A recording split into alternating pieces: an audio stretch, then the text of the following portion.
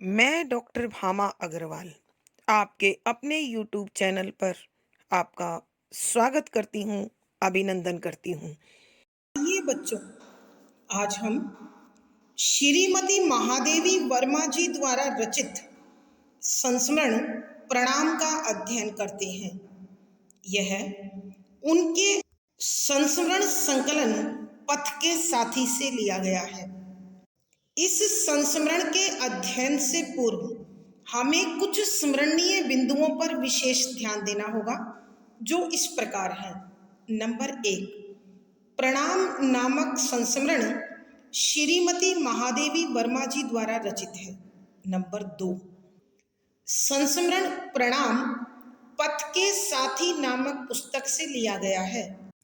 Number 3, यह संस्मरण Asia के प्रथम नोबेल पुरस्कार विजेता गुरुदेव रविंद्रनाथ टैगोर को एक भावपूर्ण श्रद्धांजलि है। नंबर 4, लेखिका का मानना है कि कविंद्र रविंद्र का साहित्य जितना उच्च कोटि का है, उनका व्यक्तित्व भी उतना ही भव्य है। नंबर 5, गुरुदेव का सौम्य चेहरा चांदी से चमकते उजले बालों से घिरा हुआ था। उनकी उजली भ्रुकुटियों में गहरी आंखें और गिरती उठती पलकें मानो हर रहस्य का नापतोल करती हों। सुडौल नासिका मानव होने के गर्व का सूचक हो। उनके होठों पर हमेशा बनी रहने वाली जादुई हंसी सबको अपने आकर्षण में बांध लेती थी तथा अतिथियों से स्नेहिल व्यवहार उन्हें विराट व्यक्तित्व का धनी बनाते हैं। नंबर 6, लेखिका का मानना है कि वे गुरुदेव से 3 बार मिली हैं। नंबर 7, लेखिका अपने अध्ययन काल के समय पहली बार उनसे गद्यात्मक रूप से मिली। नंबर 7, यह मिलन हिमालय क्षेत्र पर स्थित रामगढ़ के पर्वत की ढाल पर कई एकड़ में बने छोटे से बंगले में उनके द्वारा प्रयोग की गई अलमारी की दराजों में रखे कागजों के माध्यम से हुआ। नंबर 9, वे इस बंगले में अपनी बीमार बेटी की देखभाल के लिए रहे थे। उसकी मृत्यु के बाद वे कभी यहाँ वापस नहीं आए। नंबर 10, यह बंगला किसी अंग्रेज ने अपने विश्राम के लिए ले लिया था और उसी ने लेखिका को बड़े शिष्टाचार पूर्वक यह भीतर बाहर से अच्छी तरह दिखाया। नंबर 11, यहाँ अड़ोस पड़ोस से रविंद्र के महामानव होने के गुणों का लेखिका को पहली बार पता चला। नंबर 12, दूसरी बार लेखिका लेखन से जुड़ने के बाद कविंद्र से शांति निकेतन में प्रत्यक्ष रूप से मिली। नंबर 13, इस समय गुरुदेव काली मिट्टी से बनी श्यामली नामक कुटिया में बैठकर सृजन अर्थात लेखन का कार्य कर रहे थे। नंबर 14, तीसरी बार लेखिका ने वृद्ध गुरुदेव को कोलकाता के रंगमंच पर सूत्रधार की भूमिका में देखा। नंबर 15, सूत्रधार की भूमिका गुरुदेव शांति निकेतन के निर्माण के लिए धन संग्रह करने हेतु कर रहे थे। एक महामानव का यह आर्थिक अभाव लेखिका के मन को टीस से भर गया। नंबर 16, गुरुदेव अभाव के प्रभाव से सदैव मुक्त रहकर प्रसन्न चित्त व लक्ष्य पर अडिग रहे। नंबर 17, गुरुदेव की दृष्टि में कोई क्षुद्र, अपवित्र, हीन और त्याज्य नहीं था। वे इनमें भी महामानव गढ़ने की क्षमता रखते थे। नंबर 18, उनका साहित्य अत्यंत व्यापक स्तर पर है। बेशक उनके द्वारा लिए विषयों पर पहले कार्य हो चुका था, मगर ये विषय नवीनता लिए हुए अर्थात नए भाव नई दृष्टि से रचे गए थे। नंबर 19, लेखिका का मानना है कि छायावादी साहित्य का जन्म और विकास उनकी छत्र छाया में हुआ। उनके महाप्रयाण अर्थात मृत्यु के साथ ही छायावाद का समापन हो गया। नंबर 20, कोलकाता से एक परिचित ने लेखिका को गुरुदेव की अस्थियों की थोड़ी सी राख लाकर दी, जिसे पाकर उनकी प्रार्थना में शांति निकेतन सजीव हो गया।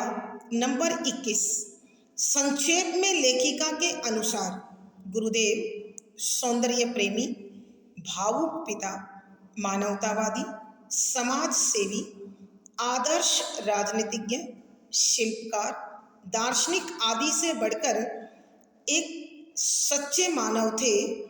ये सब विशेषताएं उन्हें महामानव बताती हैं। आइए अब इनके स्मरण के साथ ही हम संस्मरण के पदों की व्याख्या करते हैं। पद संख्या 26, अपनी कल्पना को जीवन के सब क्षेत्रों में अनंत अवतार देने की क्षमता रविंद्र की ऐसी विशेषता है जो अन्य महान साहित्यकारों में भी विरल है। भावना, ज्ञान और कर्म जब एक सम पर मिलते हैं तभी युग प्रवर्तक साहित्यकार प्राप्त होता है।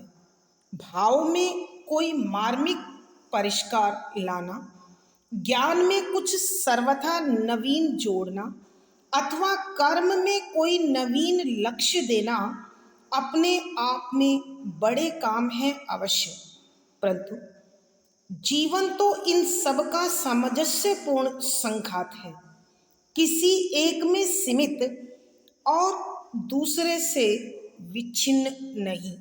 प्रसंग, प्रस्तुत गद्यांश हमारी हिंदी की पाठ्य पुस्तक संस्मरण में छायावाद के आधार स्तंभ कवियों में प्रमुख श्रीमती महादेवी वर्मा जी द्वारा रचित प्रणाम नामक संस्मरण से लिया गया है। संदर्भ, यहाँ लेखिका श्रीमती महादेवी वर्मा जी गुरुदेव को उनके कर्म और व्यवहार में पूर्ण रूप से समान पाती है, इसलिए उनके प्रति अथाह श्रद्धा आस्था रखती है और यहाँ इस लेख के माध्यम से वो उन्हें श्रद्धांजलि अर्पित कर रही है। उनके व्यक्तित्व में जो उन्होंने भावना, ज्ञान और कर्म का तालमेल देखा, जो पूर्णता देखी, इस पद में उसी पर प्रकाश डाल रही हैं। व्याख्या, शब्दों के अर्थ साथ साथ अपनी कल्पना को जीवन के सब क्षेत्रों में अनंत अवतार देने की क्षमता रविंद्र की एक ऐसी विशेषता है जो अन्य महान साहित्यकारों में भी विरल है। इन पंक्तियों में मुश्किल शब्द कल्पना, हृदय की उड़ान, मन की भावनाओं को अनमाने रूप में देखना, क्षेत्र हिस्सा, भाग, अनंत अंतहीन, अवतार स्वरूप उतारने में क्षमता, ताकत, सामर्थ्य रविंद्र, गुरुदेव रविंद्र की विशेषता, खूबी, अन्य दूसरे, विरल, अद्भुत, विचित्र, विलक्षण। यहाँ लेखिका श्रीमती महादेवी वर्मा जी गुरुदेव के व्यक्तित्व की विशालता, भव्यता और उनके विशेष गुण तत्वों के तालमेल पर प्रकाश डालते हुए लिखती हैं कि अपनी कल्पना को जीवन के सब क्षेत्रों में, कि कविवर जैसा जीवन के लिए सोचते थे, मानव के विकास के लिए, विश्व कल्याण के लिए सोचते थे, अपनी उस कल्पना को जीवन के हर हिस्से में, हर भाग में, हर पहलू में अंतहीन अवतार देने की ताकत रखते थे। अर्थात वो जैसा मन में विचार करते थे उसे मूर्त रूप में देने के लिए, उसे व्यवहार में लाने के लिए पूर्ण सक्षम थे, पूर्ण समर्थ थे। और यह उन्हें अन्य महान साहित्यकारों से पृथक करती है, अलग करती है। अर्थात गुरुदेव की यह खूबी उन्हें अन्य साहित्यकारों के मध्य उच्च आसन पर स्थापित करती है। भावना, ज्ञान और कर्म जब एक सम पर मिलते हैं तभी युग प्रवर्तक साहित्यकार प्राप्त होता है। कि एक युग प्रवर्तक का मतलब होता है युग को बदल देने वाला या युग को दिशा निर्देश देने वाला। यह खूबी किसमें उत्पन्न हो सकती है, यह स्पष्ट करते हुए लेखिका लिखती हैं। भावना भावों को, ज्ञान अनुभव और अध्ययन से संचित कोश का नाम ज्ञान है। कर्म काम, व्यवहार जब एक सम का मतलब एक ही स्थान पर, समान सीमा में एक ही स्थान पर मिलते हैं। कि जब मनुष्य की भावना, उसका ज्ञान और उसके कार्य समान सीमा में एक स्थान पर मिलते हैं तभी किसी युग को नई दिशा देने वाले साहित्यकार का जन्म होता है। अर्थात कहने का भाव यह है, एक संसार को नई दिशा देने वाला साहित्यकार वही हो सकता है जिसकी भावना, जिसका ज्ञान और जिसका कार्य क्षेत्र तीनों समान रूप से विकास को समर्पित हो। भाव में कोई मार्मिक परिष्कार लाना, कि अपने भावों में मार्मिक होता है हृदय से जुड़ा हुआ, परिष्कार होता है सुधार। कि भावों में कोई भी हृदय स्पर्शी सुधार ला सकता है। ज्ञान में कुछ सर्वथा नवीन जोड़ना, कि अपने ज्ञान में हमेशा, सर्वथा माने पूर्ण, हमेशा, नवीन नया जोड़ना शामिल करना। कि ज्ञान में हमेशा नया जोड़ने के लिए तत्पर होना, अर्थात सीखने के लिए उसके हृदय में भावना का होना। कहने का अर्थ विनम्र होना, शालीन होना। अथवा कर्म में कोई नवीन लक्ष्य लेना और अपने कार्य के लिए नए लक्ष्यों को प्राप्त करना अपने आप में बड़े काम है अवश्य। कि ये खुद ही बहुत विशाल कार्य हैं, क्योंकि बिना भावना के, बिना हृदय की उदारता के ऐसा संभव नहीं हो सकता। परंतु जीवन तो इन सब का सामंजस्यपूर्ण संघात है। कि इस जीवन में, किंतु जीवन में तो इन सब का पूर्ण तालमेल होना ही मनुष्य को पूर्णता देता है, जीवन को उत्थान देता है। किसी एक में सीमित, कि यदि जीवन किसी एक घटक में सिमट जाता है, सीमित का मतलब होता है उस सीमा में सिमट जाना, और दूसरे से विच्छिन्न, विच्छिन्न का मतलब होता है अलग हो जाना। कि इनमें से जीवन यदि किसी एक घटक को समर्पित हो जाता है अथवा किसी एक से अलग हो जाता है तो वह जीवन कभी भी पूर्ण नहीं कहला सकता। आइए प्यारे बच्चों, हम एक बार फिर इस पद की व्याख्या करते हैं।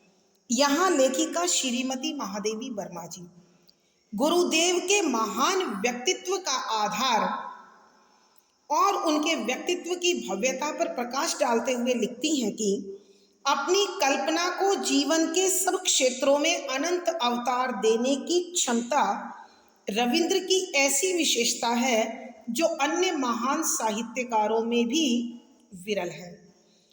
कि कविवर रविंद्रनाथ अपने जीवन में जैसा सोचते थे, विश्व कल्याण को लेकर उनका जो सपना था, जीवन उत्थान को लेकर उनका जो विचार था, वो जीवन के हर पहलू में, हर भाग में वो अंतहीन स्वरूप देकर गढ़ने की क्षमता रखते थे। और उनकी यह विशेषता, उनकी यह खूबी ही उन्हें अन्य महान साहित्यकारों से अलग करती है, महान बनाती है, अद्भुत बनाती है, अनोखा बनाती है। भावना, ज्ञान और कर्म जब एक सम पर मिलते हैं तभी युग प्रवर्तक साहित्यकार प्राप्त होता है। कि एक युग को नई दिशा देने वाला, युग को नया आकार देने वाला साहित्यकार तभी प्राप्त हो सकता है जिसमें भावना, ज्ञान और कार्य व्यवहार की क्षमता समान सीमा में एक स्थान पर आकर मिलती हो। अर्थात कहने का भाव यह है कि जिस साहित्यकार में संवेदना है, विषय की पूर्णता है और कार्य करने की क्षमता है, उसे व्यवहार में लाने की ताकत है, वही सच्चा युग प्रवर्तक हो सकता है। भाव में कोई मार्मिक परिष्कार लाना, कि अपने भावों में सुधार लाने की हृदय स्पर्शी की कोशिश करना, ज्ञान में कुछ सर्वथा नवीन जोड़ना, कि अपने अनुभव में, अपने ज्ञान में हमेशा नया जोड़ने के लिए तत्पर रहना, अथवा कर्म में कोई नवीन लक्ष्य देना, कि अपने कार्य व्यवहार को नए लक्ष्य की ओर ले जाना अपने आप में बड़े काम है अवश्य। कि इन तीनों में किसी भी प्रकार का सुधार अथवा विकास लाना अपने आप में एक बहुत बड़ा कार्य है, परंतु जीवन तो इन सब का सामंजस्यपूर्ण संघात है, किसी एक में सीमित और दूसरे से विच्छिन्न नहीं। कि जीवन तो समग्र जीवन तभी हो सकता है, पूर्ण तभी हो सकता है, आनंदमय तभी हो सकता है जब तीनों उचित तालमेल के साथ एक स्थान पर आकर मिले। अर्थात ये तीनों समान रूप से जब किसी जीवन में शामिल होते हैं तभी वो जीवन पूर्ण विकसित कहलाता है। किसी एक में सीमित, कि यदि व्यक्ति का जीवन केवल भावना को अथवा केवल ज्ञान को अथवा केवल कार्य को समर्पित हो जाए तो वह पूर्ण नहीं हो सकता। एक पूर्ण जीवन को किसी एक घटक में सिमटा हुआ अथवा किसी एक घटक से अलग कर कर नहीं देखा जा सकता। भावार्थ, यहाँ लेखिका के कहने का भाव यह है कि एक संपूर्ण जीवन वही होता है जिसमें भावना, ज्ञान और कर्म तीनों समान रूप से विकास को समर्पित हों और संतुलित मात्रा में मिले हुए हों। ऐसा विशद व्यक्तित्व गुरुदेव रविंद्रनाथ टैगोर का लेखिका के दर्शन में रहा। विशेष यहाँ जीवन की समग्रता के लिए भावना, ज्ञान और कर्म के तालमेल पर प्रकाश डाला गया है। शुद्ध साहित्यिक खड़ी बोली है, तत्सम प्रधान शब्दावली का खुलकर प्रयोग हुआ है, शांत रस प्रसाद गुण है, वाक्य संरचना विषय के अनुसार गंभीर है, वर्णात्मक और चित्रात्मक शैली प्रयुक्त हुई है। पद संख्या 27। बुद्धि, हृदय अथवा कर्म के अलग अलग लक्ष्य संसार को दार्शनिक, कलाकार या सुधारक दे सकते हैं, परंतु इन सब की समग्रता नहीं। बुद्धि मस्तिष्क, हृदय मन अथवा कर्म या कार्य को अलग अलग भिन्न भिन्न लक्ष्य, जीवन का लक्ष्य, संसार दुनिया को, दार्शनिक दर्शन शास्त्र का ज्ञाता, कलाकार विशेष कला को समर्पित, सुधारक उत्थान करने वाला देता है। अर्थात लेखिका के कहने का भाव यह है कि जो एक व्यक्ति दर्शन शास्त्र को समर्पित है अथवा कलाकार है या किसी विशेष दिशा का सुधारक है, तो वो इन तीनों के अलग अलग उत्थान के लक्ष्य मनुष्य जीवन को दे सकता है, परंतु इनकी समग्रता नहीं, कि इनकी पूर्णता से वो नहीं जोड़ सकता। जो जीवन को सब ओर से एक साथ स्पर्श कर सकता है, उस व्यक्ति को युग जीवन अपनी संपूर्णता के लिए स्वीकार करने पर बाध्य हो जाता है।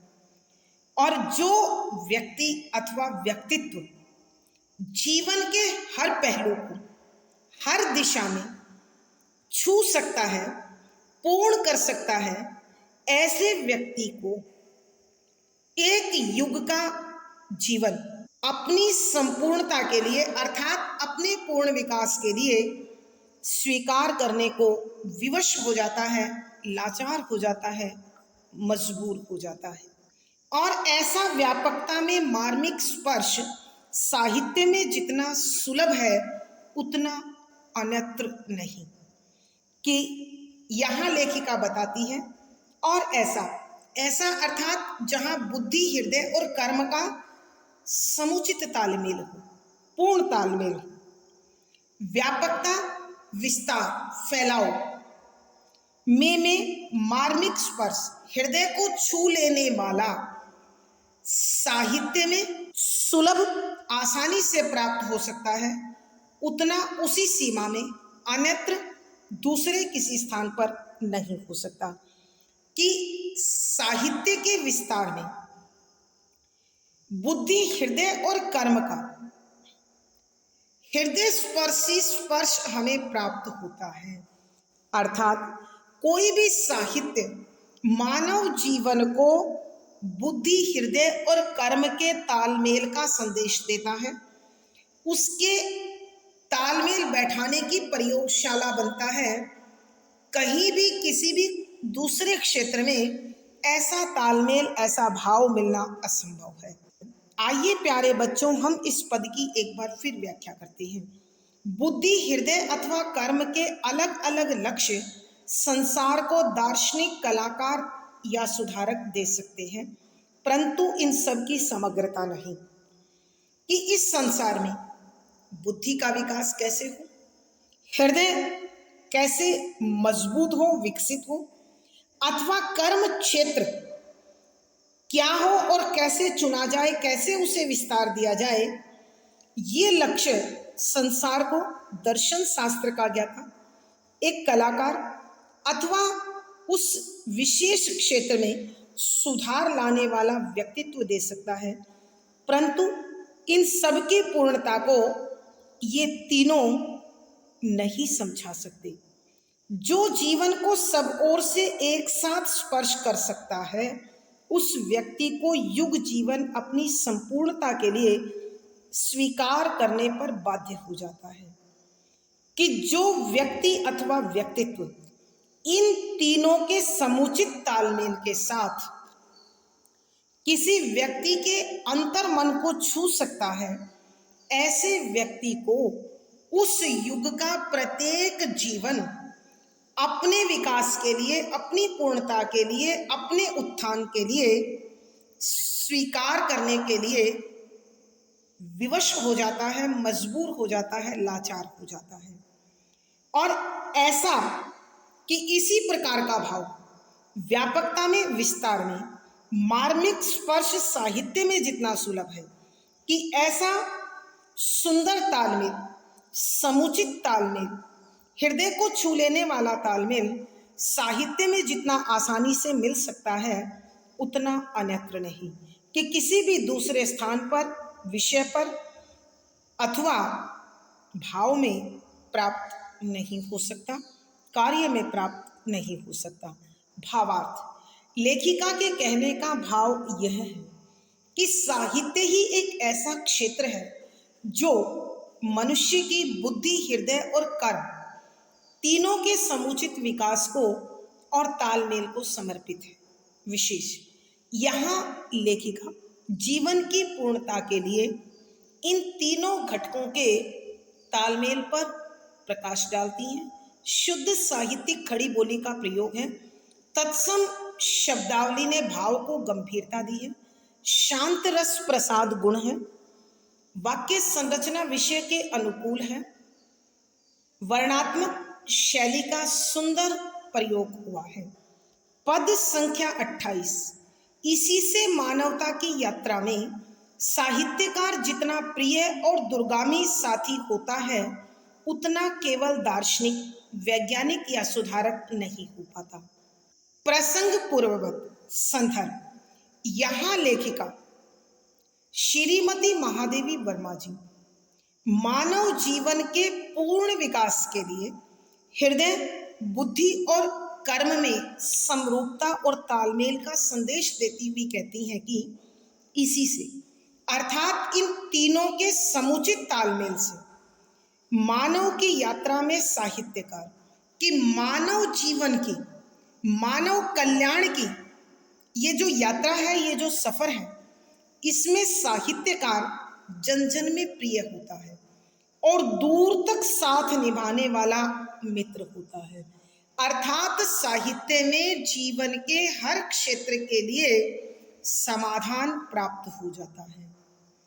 उतना केवल दार्शनिक, वैज्ञानिक या सुधारक नहीं हो पाता कि उतना सहायक मानव जीवन के कल्याण में न तो दार्शनिक व्यक्ति हो सकता है, न वैज्ञानिक हो सकता है और न ही किसी विशेष दिशा का सुधारक हो सकता है। अर्थात ये अलग अलग दिशा को तो विकसित कर सकते हैं, लेकिन इन तीनों में मेल कराने की क्षमता नहीं रखते हैं। कविंद्र में विश्व जीवन ने ऐसा ही प्रियतम सहयात्री पहचाना कि कविवर गुरुदेव रविंद्रनाथ टैगोर ने जो साहित्य रचा, जो कर्म किया, उस कर्म के कारण विश्व जीवन ने कि संसार भर ने गुरुदेव में एक ऐसा ही प्यारा साथ चलने वाला यात्री देखा।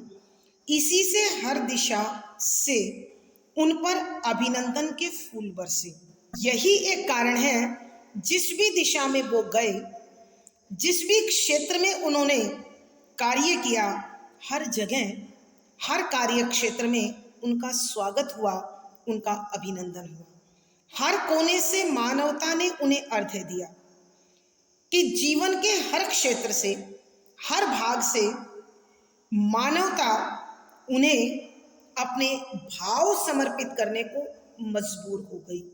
अर्घ्य देना होता है जल समर्पित करना, लेकिन यहाँ है भावों का जल समर्पित करना।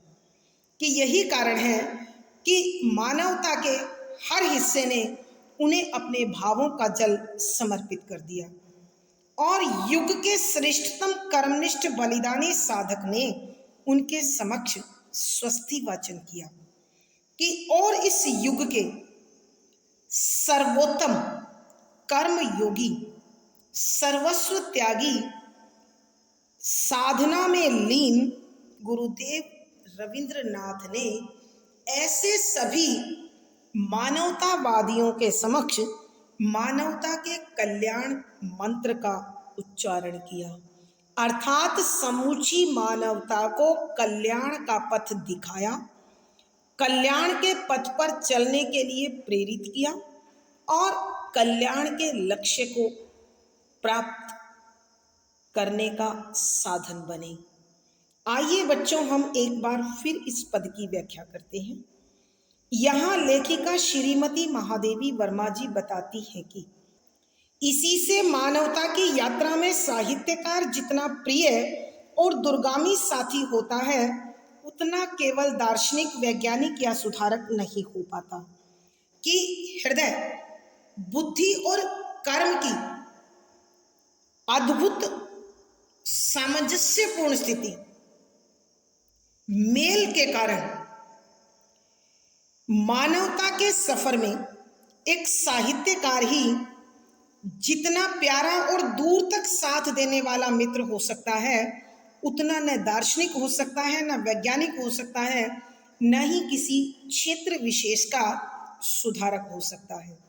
ये अपने अपने क्षेत्र में तो श्रेष्ठ कार्य कर सकते हैं, विकास की दिशा दे सकते हैं, उत्थान की चरम सीमा पर ले जा सकते हैं, मगर तालमेल नहीं सिखा सकते। कविंद्र में विश्व जीवन ने ऐसा ही प्रियतम सहयात्री पहचाना कि गुरुदेव रविंद्रनाथ के विराट व्यक्तित्व में विश्व जीवन ने अर्थात समूची मानवता ने ऐसे ही सबसे प्यारे साथी अथवा साथ सफर करने वाले व्यक्ति के रूप में पहचान लिया। इसी से हर दिशा से उन पर अभिनंदन के फूल बरसे। उनके इसी विशेष गुण के कारण, उनकी इसी खूबी के कारण उन्हें प्रत्येक दिशा से अर्थात जीवन के हर क्षेत्र में जहां जहां उन्होंने कर्म को चुना उनके लिए स्वागत हुआ। उनके अभिनंदन में लोगों ने प्रशंसा के गीत गाए, भावों के फूल समर्पित किए। हर कोने से मानवता ने उन्हें अर्घ्य दिया कि जीवन के हर पहलू के लिए मानवता उन्हें अपने भावों का जल चढ़ाने को विवश हो गई। और युग के श्रेष्ठतम कर्मनिष्ठ बलिदानी साधक ने उनके समक्ष स्वस्ति वाचन किया कि इस युग के सर्वश्रेष्ठ कर्म योगी, सर्वस्व त्याग करने की क्षमता करने वाले, साधना में लीन इस महान साहित्यकार ने भी समूची मानवता के कल्याण में मानवों के समक्ष कल्याण मंत्रों का उच्चारण किया। अर्थात कहने का भाव यह है कि इस महान साधक ने, महान कर्म के पुजारी ने समूची मानवता को कल्याण का रास्ता दिखाया, कल्याण के रास्ते पर उन्हें लेकर गया और कल्याण की मंजिल के उन्हें दर्शन कराए। भावार्थ, लेखिका के कहने का भाव यह है कि गुरुदेव रविंद्रनाथ अपने जीवन में भावना, ज्ञान और कर्म अर्थात बुद्धि, हृदय और कर्म में जो अद्भुत संगम तालमेल बनाकर चलते थे, वह उन्हें एक भव्यतम व्यक्तित्व के रूप में चित्रित करता है। विशेष यहाँ गुरुदेव की भव्यता पर प्रकाश डाला है अथवा गुरुदेव के मानवतावादी दृष्टिकोण का दर्शन कराया गया है।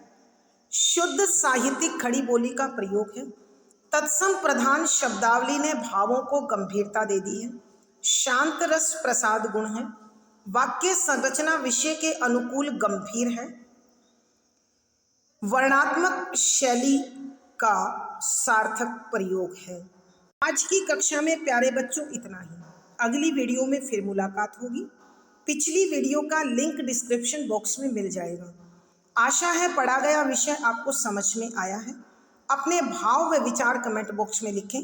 वीडियो को लाइक करें, शेयर करें और चैनल सब्सक्राइब करें। आपका दिन और जीवन मंगलमय हो, इसी शुभकामना के साथ आभार, धन्यवाद।